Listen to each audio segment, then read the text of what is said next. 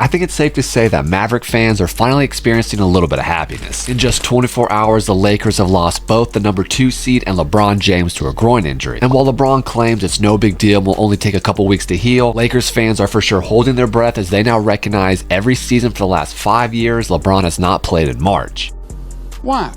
Yes, you're reading that correctly. Or hearing, I guess it really depends on how you're consuming this video right now. And while I'm most certainly not sitting here trying to say that he's doing it on purpose for rest because that is far-fetched, I'm saying that Lakers fans ultimately will remember LeBron as the player that kept getting injured while he was here in LA. Winning just one title in LA in about a decade is not exactly a way that Lakers fans define success. And you can even look back on his first year in LA, where that original groin injury actually occurred and essentially ended the Lakers season. That was only 1 year removed from potentially the greatest version of himself to date. Which means had he been at full health in those playoffs, it's not crazy to think that he could have dragged another team into the finals. Editor's note here, I noticed when I was putting this picture in the video, KD was in the background, and immediately thought to myself, what, no way LeBron could have gone past those Warriors. But the reality is, KD was actually injured during those playoffs, which means if LeBron could have gotten that team to get to the finals, which included beating that Warriors team in the playoffs, I think we might be looking at the GOAT conversation completely differently right now. Okay, back to the video.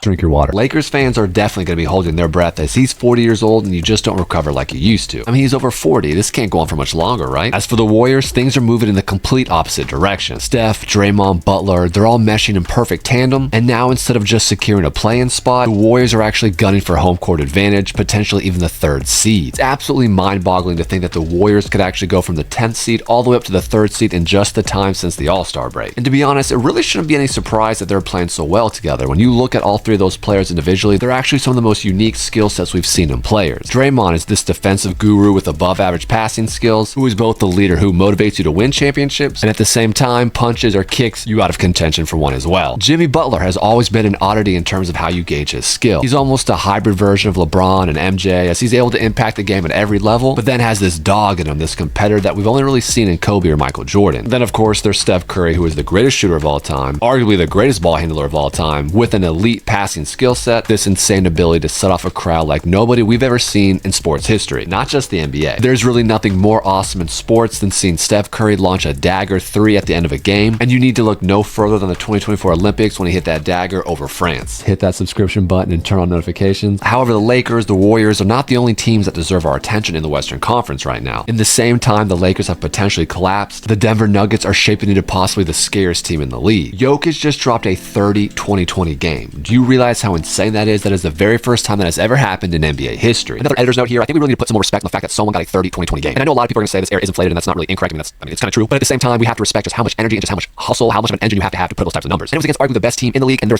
was seeding implications, which just makes it all the more meaningful. When I tuned into the 4th quarter of that game, I had no idea what was actually happening, and then I just saw the numbers, and I just saw Jokic kept racking up these assists, the points, the rebounds. It was actually insane. And he might actually be the best basketball player we've ever gotten, maybe the ugliest packaging. I'm not calling him an ugly person, I just mean the way he plays. Again, he's not the most aesthetically pleasing basketball player, but he gets the job done on what looks like to be a level we've never seen before. And the fact that he doesn't rely on his athletic ability at all is even more scary, considering the fact that he could really just be in the middle of his career right now, and there could be another 10 years of this. I mean, thank God he's only, 31, 32? Oh wow, he's only 30 years old. Okay, yeah, this could go on for a little bit longer. If Jokic is going to be playing like that, it's already going to be hard enough to beat them. But if you attach a Jamal Murray, who's been playing like he has as of late, the West actually won't be as complicated as we thought. We just saw the Nuggets take down the Thunder, who I honestly believe are still a year away from actually dominating the playoffs like they do the regular season. I'm more than confident that the Nuggets could take care of the Thunder in the playoffs, even without home court advantage. However, the Nuggets do have 2 games the next week against the Lakers, and even though they don't have LeBron James, how those 2 games will go will have a major impact on where the Nuggets end up seeding. If they beat the Lakers twice in a row, I'm pretty sure they're going to get that number 2 seed. The Grizzlies, the Clippers, the Rockets, they're absolutely struggling right now, and they're all giving first-round exit vibes. I'm not really sure if they're scaring anyone. The dark horse of the Western Conference is no longer those Clippers, but it's now the Timberwolves. They've now won 5 games in a row, and it seems like that team is finally meshing. They're going to massively outplay whatever seed they represent, because most of this season for them was a lost season or was spent trying to just get it together. And now that they're figuring things out, they can be really scary. People really forget just how deep the Timberwolves are. What are your thoughts on the Western Conference? How far up the standings do you think the Warriors can actually go? Do you think they can actually get that 3rd seed? And do you think the Lakers survive LeBron's absence? Can Luka hold it down while he's gone? And what seed do you think the Lakers will end up getting? And I'll be dropping a video just like this on the Eastern Conference in the next couple days. Alright, that's enough yapping for today. Almost every one of my channel's viewers is not subscribed to the channel. Do me a huge favor and hit that subscription button. We're trying to get monetized. My dog and I. Alright, that's enough yapping for today. And if you enjoyed this video, think about watching either of these videos that's on the screen. Go out there and do something great.